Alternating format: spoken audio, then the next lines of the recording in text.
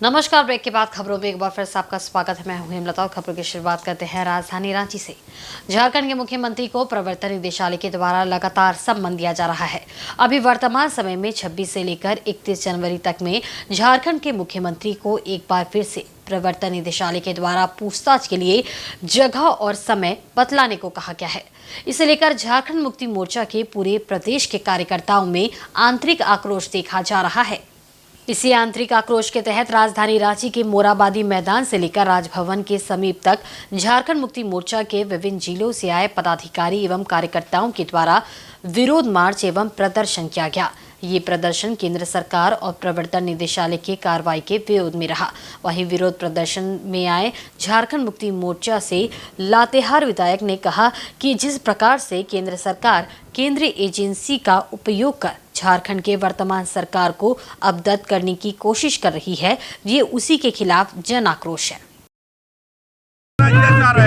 जिंदाबाद केंद्र सरकार केंद्रीय एजेंसी का इस्तेमाल करके और झारखंड की चुनी हुई सरकार करने की कोशिश कर रही है। सरकार को बदनाम करने की कोशिश कर रही है, मानसिक प्रताड़ित करने का काम कर रही है।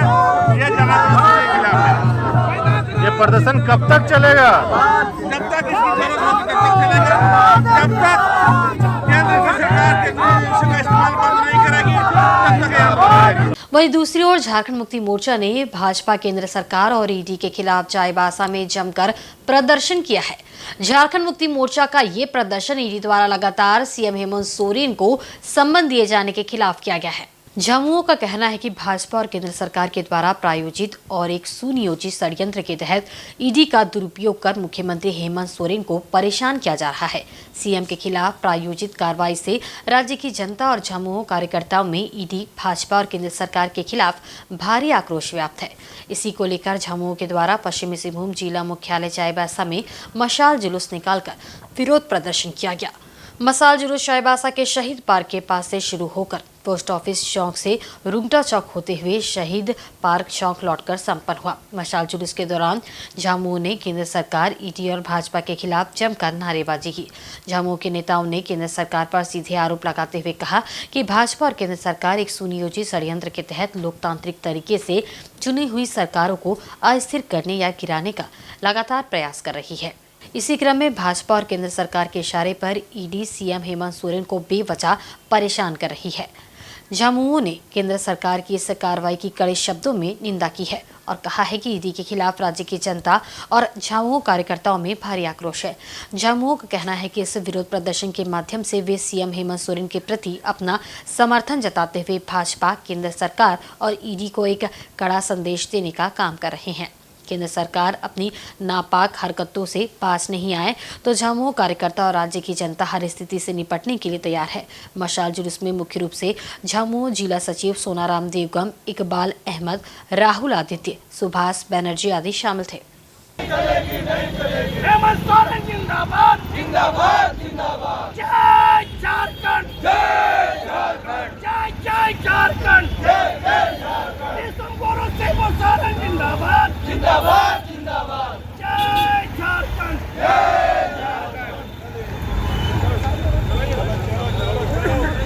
वहीं प्रदेश प्रवक्ता प्रतुल शाहदेव ने कहा है कि हाल के दिनों में झामुमो के कार्यकर्ता ईडी के द्वारा मुख्यमंत्री को सम्मान दिए जाने के खिलाफ हर वे हथियार के साथ आक्रोश प्रदर्शन कर रहे हैं। ये तो वही बात हुई कि एक तो गलती करना, ऊपर से रुआब झाड़ना। ऐसे में केंद्रीय एजेंसी के खिलाफ इस तरह का प्रदर्शन पूरे तरीके से गैरकानूनी है और पुलिस को अविलंब कड़ी धाराओं के तहत मुकदमा दर्ज करना चाहिए। प्रतुल शाहदेव ने कहा कि राज्य की संवैधानिक मशीनरी ध्वस्त हो गई है। अब सरकार के इशारे पर सत्ताधारी दल के कार्यकर्ता जांच में अवरोध पैदा कर रहे हैं। प्रतुल शाहदेव ने कहा कि सरकार के कार्यकाल में 70,000 करोड़ का घपला घोटाला हुआ है। अब गुनाहों का फैसला करने वाली कयामत की रात नजदीक आ गई है। देखिए, जिस तरीके से झारखंड मुक्ति मोर्चा के कार्यकर्ता लगातार पिछले कुछ दिनों से ईडी और केंद्रीय एजेंसियों के खिलाफ प्रदर्शन कर रहे हैं, हम तो मानते हैं कि तो वही बात हुई कि एक तो गलती करना, ऊपर से रौब झाड़ना। अब आप देखें, लगातार 70,000 करोड़ के घपले घोटाले का आरोप इस सरकार पर लगा है और मुख्यमंत्री जी सम्मन दर सम्मन भागते दिख रहे हैं और उनके कार्यकर्ता अब तो सड़कों पर उतरकर एजेंसियों के खिलाफ नारेबाजी कर रहे हैं। हम मानते हैं ये संवैधानिक मशीनरी ठप हो गई है पूरे तरीके से इस राज्य में अब राज्य सरकार के इशारे पर सत्ताधारी दल के नेता जब केंद्रीय एजेंसियों के खिलाफ इस तरीके का आह्वान करते हैं तो ये गैर संवैधानिक, गैर कानूनी है। पुलिस को तुरंत इनके खिलाफ सख्त धाराओं में मुकदमा दर्ज करना चाहिए। लेकिन मुख्यमंत्री जी कहते हैं ना, वो कयामत की रात अंततः आपकी आई गई जब गुनाहों का फैसला होगा। और आप पर तो 70,000 करोड़ रुपए के घपले घोटाले का आपकी सरकार के ऊपर आरोप लगा है। और उसके बाद तो अपने हद कर दी साहब। अब अपने कार्यकर्ताओं से ऐसा प्रदर्शन करवा रहे हैं जैसे मान लियो कि कोई स्वतंत्रता संग्राम या कोई जन आंदोलन में आपको कोई सजा होने वाली है और आपको ईडी ने बुलाया है। बिहार की राजनीति की आंच पड़ोसी राज्य झारखंड में भी देखी जा रही है। नीतीश कुमार के सीएम पद से इस्तीफे के बाद भाजपा के सहयोग से बिहार में सरकार बनाने के दावे पेश किए गए हैं और नई सरकार में नीतीश कुमार के साथ 8 मंत्री शपथ लेंगे। इसे लेकर झारखंड की राजनीति में भी सरगर्मी तेज होती दिख रही है। या यूं कहे कि झारखंड की राजनीति भी अब बिहार की राजनीति के साथ वेट एंड वॉच की स्थिति में बनी पड़ी है। इसे लेकर झारखंड की राजनीति में भी राजनीतिक बयानबाजी का दौर देखा जा रहा है। इसी के तहत वर्तमान बिहार सरकार भारतीय जनता पार्टी के साथ सहयोग से सरकार बनाने जा रहा है। उसी भाजपा के प्रदेश प्रवक्ता का कहना है कि बिहार की जनता ने जो जन आधार, जदयू और बीजेपी को दिया था उसे एक बार फिर से सम्मान देने का काम किया गया है। झारखंड और बिहार कहीं न कहीं एक ही था। ऐसे में वहां की राजनीतिक हलचल का असर झारखंड में भी निश्चित तौर पर देखने को मिल सकता है। लोकतंत्र में जो जनता ने दिया था, मुझे लगता है कि जो बीच में फेरबदल हुए थे वो लोकतंत्र की हत्या हुई थी एक प्रकार से, क्योंकि जिसका सम्मान जिस नाते जनता ने वोट किया था उसके उलट वहाँ सरकार बनी थी। अब जो कुछ हो रहा है वो जनता के ने जिसका समर्थन किया था उस हिसाब से वहाँ का राजनीति आगे बढ़ रही है।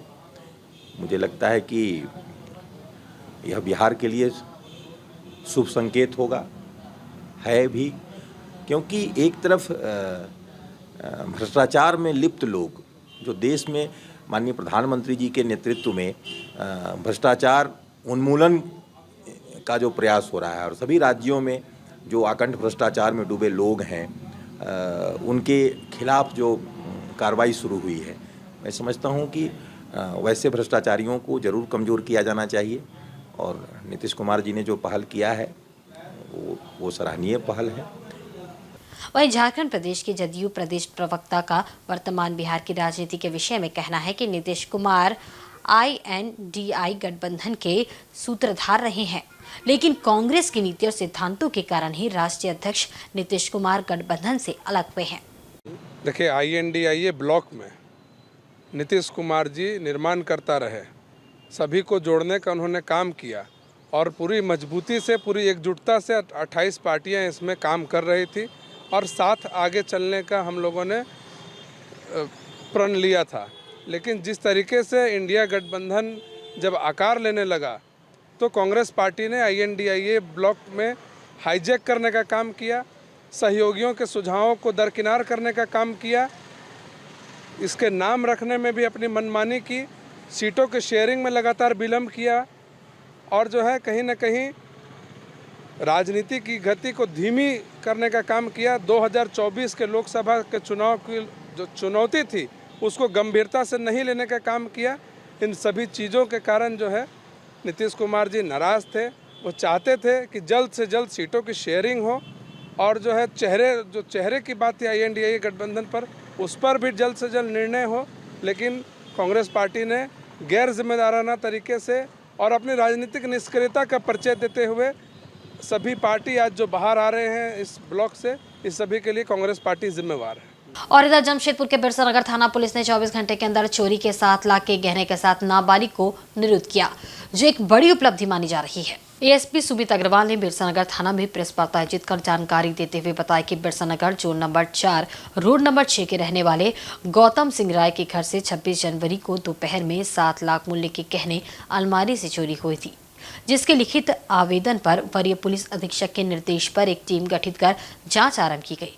इसी दौरान मिली गुप्त सूचना के आधार पर उस क्षेत्र के रहने वाले एक नाबालिग को निरुद्ध करते हुए उससे पूछताछ की गई, जिसके निशानदेही पर एक झाड़ी से चोरी किए गए सारे जेवरात को बरामद कर लिया गया। इसके बाद पूरे घटनाक्रम के उद्भेदन में पाया गया कि नाबालिग पूर्व में भी गौतम सिंह के घर में छोटी मोटी घरेलू काम किया करता था। घटना के समय परिवार वाले अपने रिश्तेदार के एक समारोह में गए हुए थे और नाबालिग काम के सिलसिले में घर जाने पर घर खुला पाया। इसके बाद उसने चोरी की घटना को अंजाम दिया। एएसपी ने बताया कि नाबालिग का पूर्व में किसी प्रकार का आपराधिक इतिहास नहीं है। बहरहाल पुलिस आवश्यक पूछताछ के बाद उसे माननीय न्यायालय में अग्रसारित कर दिया गया है। 22 जनवरी को बिरसा नगर थाना क्षेत्र में एक सूचना प्राप्त हुई है कि 26 जनवरी को करीब 2 बजे से 3 बजे के बीच में जोन नंबर 4 रोड नंबर 6 के निवासी हैं गौतम सिंह राय, उनके घर में चोरी हो गई।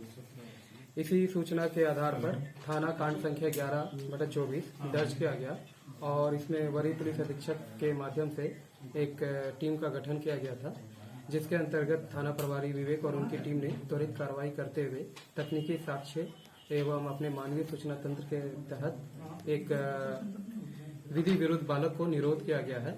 और जब उनसे पूछताछ की गई तो पता चला कि इसने ये सारे सामान जो एक झाड़ी में छुपा के रखा है।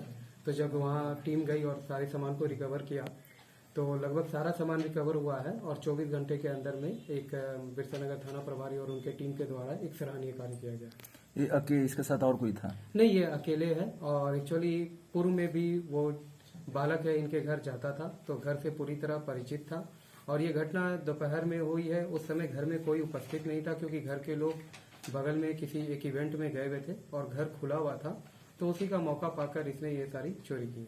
इधर बंग उत्सव समिति की ओर से गोपाल मैदान में कोल्हान स्तरीय बंग उत्सव का आयोजन किया। इस सम्मेलन में कोल्हान के विभिन्न क्षेत्रों से आए हुए स्थानीय समितियों की ओर से अपनी संस्कृति एवं सांस्कृतिक कार्यक्रम प्रस्तुत किए गए। सम्मेलन को लेकर बंग भाषियों में उत्साह सा माहौल रहा। सभी वक्ताओं ने आने वाले दिनों में एकजुट होकर रहने का संकल्प लिया तथा भाषा एवं संस्कृति को बचाए रखने के लिए चरणबद्ध आंदोलन जारी रखने का भी निर्णय लिया।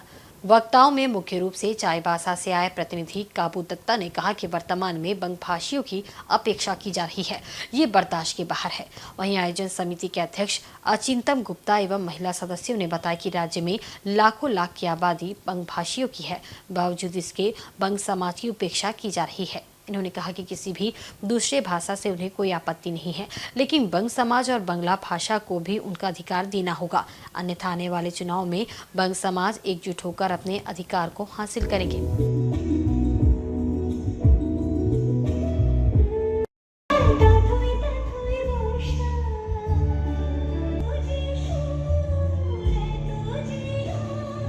पाठशाला इस नाम से हर गांव में हम स्कूल खोल रहे हैं, जहाँ हमारे रिटायर्ड जो शिक्षक है वो बंगला भाषा पढ़ा रहे, ताकि हमारा लिपि हमारा भाषा बचा रहे।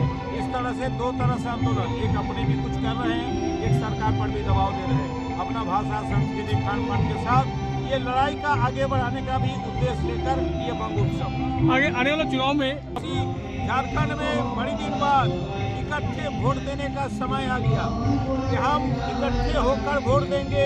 ये आवाज़ बड़ी जल्दी हम लोग में से उठेगा और अगर हमारा भाषा और संस्कृति का रक्षा नहीं हुआ तो नतीजा भुगतना पड़ेगा। खाली सिंहभूम पूर्वी और पश्चिम में हमारा 11 लाख संख्या है। हमारा वोटर का ये पावर है कि सिंहभूम का हर सीट को हम चाहने पड़े इसको बिगाड़ सकते हैं हिसाब। इसको नेता लोगों को समझना होगा। हम लोग का भाषा भाषी को खाली इम्पोर्टेंस दे, हमारा भाषा को इम्पोर्टेंस दे, शिक्षा को इम्पोर्टेंस दे, नहीं देने पर लड़ाई जमकर होगा। पश्चिमी सिंहभूम जिले के नक्सल प्रभावित क्षेत्र आनंदपुर प्रखंड में टीएमएफटी मद से लाखों रुपए की लागत से विभिन्न गांवों में नए स्कूल भवन का निर्माण कार्य किया गया है। इस दौरान प्रखंड के बिहार जंगल के बीच बसे नक्सली प्रभावित क्षेत्र के मिरमेंडा गांव में भी स्कूल भवन का निर्माण कार्य शुरू किया गया था, लेकिन अन्य जगह में स्कूल भवनों का निर्माण कार्य लगभग पूरा हो गया है। परंतु मिरमेंडा का स्कूल भवन का टेंडर हुए करीब 2 साल बीत गए, लेकिन अब तक निर्माण कार्य अधूरा पड़ा हुआ है। 18,89,000 रुपए से स्कूल में 2 कमरों का स्कूल भवन का निर्माण किया जाना है, लेकिन संवेदक द्वारा छत ढलाई का निर्माण कार्य को अधर में ही रोक दिया गया है। स्कूल भवन का निर्माण कार्य शुरू होने से स्थानीय लोगों में काफी उत्साह देखने को मिला था, क्योंकि उस गांव के बच्चे गांव में ही एक चबूतरे में पढ़ाई करते हैं। निर्माण कार्य होने से गांव वालों को लगा कि अब बच्चों की पढ़ाई के लिए स्कूल बन जाने से समस्या से निजात मिलेगी, लेकिन पिछले 6 माह से निर्माण कार्य बंद पड़ा हुआ है।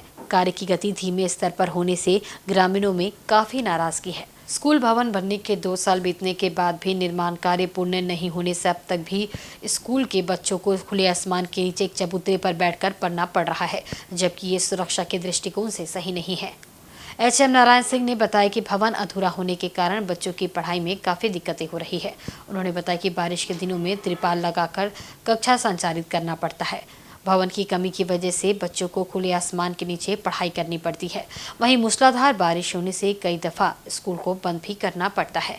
उत्क्रमित प्राथमिक विद्यालय मिरमिंडा के प्रधानाध्यापक नारायण सिंह ने कहा कि 2 वर्ष बीतने के बाद भी मिरमिंडा स्कूल भवन का निर्माण कार्य पूर्ण नहीं हुआ है, जिसके कारण स्कूल के बच्चों को खुले आसमान के नीचे पढ़ना पड़ रहा है। इस संबंध में ग्रामीणों ने उपायुक्त को लिखित शिकायत करने का निर्णय लिया है। स्कूल के छात्रा मरियम भुइया ने बताया कि स्कूल भवन नहीं होने के चलते बारिश में तिरपाल लगाकर पढ़ाई करते हैं। स्कूल का निर्माण कार्य पूरा नहीं हुआ है, जिसके चलते पढ़ने में बहुत तकलीफ हो रही है। मिरमिंडा आना, यहाँ पे तो स्कूल है ही नहीं। अब तो नहीं है। ये चबूतरा में बैठ कर पढ़ाते हैं ना। कितना साल से चबूतरा में पढ़ा रहे हैं? हो रहा है लगभग 2 साल। 2 साल हो रहा है स्कूल कोरोना के बाद खुलने के बाद से। अच्छा। और एक चीज़ बताइए सर, कितने स्टूडेंट हैं, बच्चे कितने हैं? अभी फिलहाल में तो 18 बच्चे हैं। जो स्कूल मिरमिंडा स्कूल आप बताएं, क्या इसका भवन आज तक नहीं बना? भवन कहीं पे है ही नहीं इसका। अभी तो नहीं, पहले था गिरा दिए, गिराने के बाद अभी बना नहीं है ना, बहुत पहले ना। बहुत पहले। तो उसके बाद से बच्चे लोग चबूतरा में ही बैठ कर पढ़ाई करते हैं, है ना। ठंडा हो बरसा हो 12 महीना। बारिश में कैसे करते हैं? प्लास्टिक है, छावनी करते हैं बारिश में। वहीं हाटगम्हरिया में आदिवासी हो समाज महासभा के द्वारा 2 दिवसीय वार्षिक अधिवेशन सह ड्यूरी सम्मेलन कार्यक्रम का शुभारंभ किया गया। महासभा के सांस्कृतिक सचिव सामू लागुरी एंड दियोरी की टीम ने आदिवासी हो समाज महासभा, आदिवासी हो समाज युवा महासभा और आदिवासी हो समाज सेवानिवृत्त संगठन के पदाधिकारी की उपस्थिति में हो समाज की रीति रिवाज के अनुसार बोंगा बुरू कर संपन्न कराया। पहले दिन के सत्र के उद्घाटन समारोह में बिहार विधानसभा के पूर्व डिप्टी स्पीकर दुवेंद्र नाथ चांपिया, जिला परिषद सदस्य श्रीमती प्रमीला पाट पिंगवा समेत अन्य समाज के गणमान्य लोग मौजूद थे। इस दौरान सिंह बोंगा गोवारी कार्यक्रम की प्रस्तुति हुई। कार्यक्रम के प्रथम सत्र में विभिन्न प्रखंडों के ड्यूरियों ने माघी पर्व के विषय में गांव की दस्तूर तथा सांस्कृतिक मान्यताओं पर प्रकाश डाला।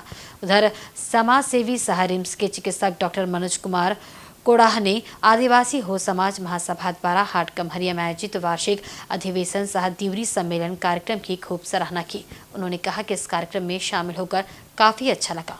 उन्होंने कहा कि वास्तव में ऐसा सम्मेलन समाज के हित में बहुत ज़रूरी है। आजकल की पीढ़ी को मार्गदर्शन की ज़रूरत है और वह ऐसे आयोजनों से ही मिलती है। आयोजन समिति इसके लिए धन्यवाद के पात्र है। आज के समय में समाज का सामाजिक और आर्थिक विकास जरूरी है। इसके साथ ही समाज में जागरूकता और संगठन की भूमिका भी अत्यंत महत्वपूर्ण है। झारखंड असंगठित मजदूर यूनियन झारखंड बैंक यूनिट की ओर से आज एचडीएफसी बैंक में चल रहे वेतन में विसंगतियों एवं सेवा शर्तों को लेकर आंदोलन से संबंधित प्रेस वार्ता एटक यूनियन कार्यालय साक्षी में की गई। प्रेस वार्ता में जानकारी देते हुए बताया गया कि हमारे राष्ट्र में 2 प्रकार के बैंक है, एक सरकारी बैंक और दूसरा निजी बैंक। सरकारी बैंकों में साफ सफाई एवं सैनिटेशन का कार्य सुरक्षा guard, office boy, pantry boy एवं रनर बॉय का कार्य करने वाले मजदूर बैंक प्रतिष्ठान के स्थायी मजदूर होते हैं। उन्हें सम्मानजनक वेतन एवं अन्य सेवा शर्तों का लाभ मिलता है। दूसरी तरफ निजी बैंक में काम करने वाले साफ सफाई एवं सैनिटेशन मजदूर को हाउस कीपिंग बॉय कहा जाता है। इस कार्य को ठेका के माध्यम से करवाने पर प्रतिबंधित है। हाउसकीपिंग के नाम से श्रम विभाग में लाइसेंस लेकर इन कार्यों को करवाया जा रहा है। इसके अलावा सुरक्षा गार्ड को पूरे महीना 30 से 31 दिन कार्य करना पड़ता है। इन्हें अतिरिक्त कार्य का ओटी नहीं मिलता है। यूनियन ने झारखंड के एचडीएफसी बैंक में कार्य करने वाले इस तरह के ठेका मजदूरों का विवाद श्रम विभाग के उप मुख्य श्रमायुक्त धनबाद भारत सरकार के समक्ष पेश किए हुए हैं, जिसकी निराकरण अब तक नहीं हो पाई है। पूरे राष्ट्र में निजी बैंकों में इस तरह के काम करने वाले लाखों लाख मजदूर कार्यरत है, जो कि अधिकतर दलित, आदिवासी एवं अन्य निम्न तबके के लोग हैं, जिसका चरम आर्थिक शोषण हो रहा है। इसे लेकर यूनियन ने भारतीय रिजर्व बैंक एवं मुख्य श्रम आयुक्त भारत सरकार नई दिल्ली को पत्र देकर निजी बैंकों के मजदूरों के साथ हो रहे भेदभाव को समाप्त करते हुए इन मजदूरों को परमानेंट कर्मचारी घोषित करने के लिए निर्देश प्रदान करे, अन्यथा चरणबद्ध आंदोलन करने के लिए वे बाध्य होंगे। लागू नहीं है, इसीलिए हम लोगों ने तय किया कि इस मामले को आगे बढ़ाते हुए रिजर्व बैंक ऑफ इंडिया और भारत सरकार के मुख्य श्रम आयुक्त उसको हम शिकायत करने जा रहे हैं और इस लड़ाई को आगे बढ़ाएंगे। हमारे इस प्रेस कॉन्फ्रेंस में आप देख रहे तमाम वर्कर आज मौजूद है और ये मामला पूरा झारखंड का है। हम लोग उठाएं इस मामले को। हम चाहें कि जल्द से जल्द हमारे इस शिकायत का निपटारा हो, क्योंकि श्रम विभाग धनबाद से कोई भी किसी भी तरह का निपटारा अभी तक नहीं हुआ है, इसीलिए मामले को हम लोग आगे बढ़ा रहे हैं। पूर्व छात्र नेता और कांग्रेस के प्रदेश महामंत्री अजय सिंह का जन्मदिन युवा शक्ति दिवस के रूप में मनाया जाएगा। इस दौरान युवाओं को नशा मुक्ति का संदेश दिया जाएगा।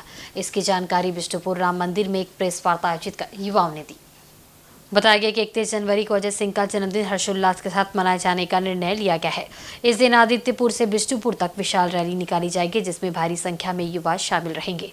बिष्टुपुर राम मंदिर सभागार में एक कार्यक्रम आयोजित किया जाएगा, जिसमें कई लोगों को सम्मानित भी किया जाएगा। इस संबंध में दीपक महतो ने बताया कि नशा मुक्ति का संदेश देने के साथ ही युवाओं को इसके प्रति जागरूक किया जाएगा। रिटायर्ड डीएसपी कमल किशोर के साथ साथ अन्य कई गणमान्य लोग इसमें शामिल होंगे।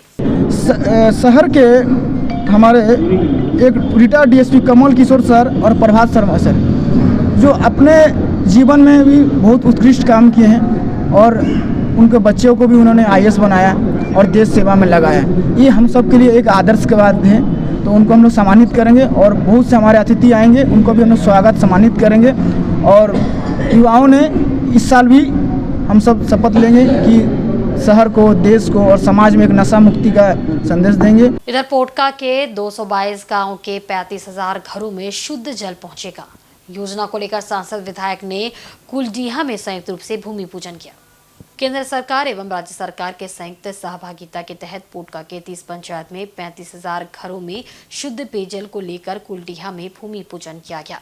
इस अवसर पर सांसद विद्युत महतो ने कहा कि प्रधानमंत्री नरेंद्र मोदी की सोच है कि प्रत्येक घर में शुद्ध पेयजल पहुंचे। इसको लेकर पूरे देश में शुद्ध पेयजल को लेकर योजना चलाई जा रही है। वहीं विधायक संजीव सरदार ने कहा कि झारखंड सरकार द्वारा झारखंड के रहने वाले प्रत्येक घरों में शुद्ध पेयजल को लेकर आज विधिवत रूप से भूमि पूजन किया गया, जिसमें पोटका के 30 पंचायत के 35,000 घरों में लगभग 3 करोड़ की लागत से शुद्ध पेयजल पहुंचाया जाएगा।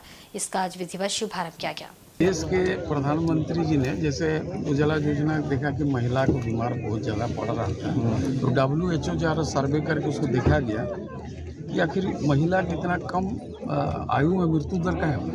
उसमें देखा लकड़ी, कोयला और काठ, किसी उसको फेफड़ा को खराब कर रहा, जिसमें टीबी, दमा जैसे घातक बीमार हो रहा। इसके बाद उन्होंने एक जल शक्ति, एक अलग सा एक माने केंद्र में एक अलग उसका मंत्रालय खोला, जिसमें गजेंद्र सिंह शेखावत उसका मंत्रालय। उसमें चीज़ देखा गया कि शुद्ध पानी के अभाव में भी बीमार लोग ज़्यादा ग्रामीण क्षेत्र में बढ़ रहे। प्रधानमंत्री जल जीवन मिशन के तहत ये स्कीम शुरू हुआ और एक पूरा देश में हो रहा है। इसमें राज्य सरकार का भी पार्टिसिपेट है। 50% पैसा भारत सरकार, 50% पैसा राज्य सरकार मिलकर इस योजना को धरातल में काम कर रहे हैं। कहीं कहीं जो आर्थिक रूप से एकदम पिछड़ा, वहाँ पर बहुत कमज़ोर है, वो स्टेट में रेवेन्यू कम है, तो कहीं कहीं भारत सरकार वहाँ 70 रुपया में 70, कहीं 60 ऐसा दे। लेकिन जो स्टेट संपन्न है वो 50% है। 50 भारत सरकार, 50% राज्य सरकार, और ये योजना पूरा भारतवर्ष में एक साथ चल रहा है। आज लगभग पोटका 34 पंचायत में से 30 पंचायत में और जो कि 222 गांव और 222 गांव में लगभग आपका 35,000 घर तक शुद्ध पेयजल पानी का पहुंचाने का ये आज यहाँ भूमि पूजन किया गया है। और इन योजनाओं का हमारे रांची में ऑनलाइन माननीय मुख्यमंत्री हेमंत सोरेन और माननीय विभागीय मंत्री मिथिलेश ठाकुर द्वारा किया गया था। और आज कुनो जिले के सभी संबंधित विभाग के पदाधिकारी द्वारा उपस्थिति में इसको भूमि पूजन कर काज को आज से शुभारंभ किया जाएगा। और ये काज लगभग 1.5 साल के अंदर कार्य पूर्ण करके जो भी संवेदक है उनको जनता को देना है ताकि शुद्ध पेयजल मिल पाए। वहीं डुमरिया स्थित बोतला फुटबॉल मैदान में आत्मनिर्भर भारत के तहत स्वाभिमान प्रोजेक्ट को लेकर बिरसा युवा सेवा समिति एवं पार्वती रूरल डेवलपमेंट सोसाइटी के संयुक्त तत्वावधान में महिलाओं को स्वावलंबी बनाने के लिए एक बैठक का आयोजन किया गया। इसमें CSR एवं संबद्ध परियोजनाएं NRMC कोलकाता के निर्देश पर परमिता बनर्जी, अमिताभ दास गुप्ता, जिला परिषद पार्वती मुंडा, ग्राम प्रधान देवानंद दास, श्री फाउंडेशन से मधुसूदन घोष, बिरसा युवा सेवा समिति के निदेशक डॉक्टर बबलू सुंडी अतिथि के रूप में उपस्थित हुए। अतिथियों का ग्रामीणों ने फूलमाला पहनाकर स्वागत किया। मौके पर अतिथियों ने आदिवासी पारंपरिक नृत्य में भी भाग लिया। बैठक में महिलाओं को वन उत्पादन के जरिए रोजगार देकर स्वावलंबी बनाने को लेकर चर्चा की गई। जो महिलाएं अपना निबंधन करा चुकी है उनसे इससे होने वाले लाभ के बारे में विस्तार पूर्वक बताया गया। बैठक में 300 के करीब महिलाओं ने भाग लिया। CSR एवं संबद्ध परियोजनाएं RNMC कोलकाता द्वारा बिरसा युवा सेवा समिति एवं पार्वती रूरल डेवलपमेंट सोसाइटी के सहयोग से इस काम को अंजाम तक पहुंचाया जाएगा। इसके तहत डुमरिया प्रखंड में लगभग 7 प्रोसेसिंग यूनिट लगाई जाएगी, जिससे वन उत्पाद को प्रोसेसिंग कर बाजार में बेचा जाएगा। मौके पर विक्रमधार, लाल मोहन मुर्मू, सोमाय आजाद उपस्थित थे। अब देख रहे हैं स्वाभिमान जो प्रोजेक्ट है, इससे महिला लोग को लेके ये प्रोजेक्ट बन रहा है। इसमें जो वनोत्पादक जो होते हैं जैसे इमली, चिरंजी, महुआ जैसे बोले हैं, तो उसका हम लोग एक सबको लेके एक प्रोसेसिंग यूनिट बनाना चाहते हैं, जिसमें महिला लोगों का पूरा साल का एक रोजगार मिल सके और यहाँ से जो बाहर चला जाता है काम के लिए जैसे, तो उन लोगों भी एक साथ जुड़ के अगर हम लोग ये प्रोसेसिंग यूनिट, जैसे इमली से बहुत प्रोडक्ट बनता है, चिरंजी से, नीम से तेल बनता है, जैसे सबको मालूम है, तो वही है हम लोगों को यहाँ पर जो सांसद है विद्युत वरुण महातो, उनका सोच है और जिला परिषद आप लोग यहाँ कर सब महिलाओं को एक सपना है अगर इन लोगों को लेके ये 7 जो प्रोसेसिंग यूनिट हम सोच रहे हैं डुमरिया प्रखंड में, तो इसी को लेके हम लोगों का आज का ये सभा है। इसमें महिला लोगों का एक ही फायदा है, पूरा साल का रोजगार मिलेगा। इस क्षेत्र में 7 गो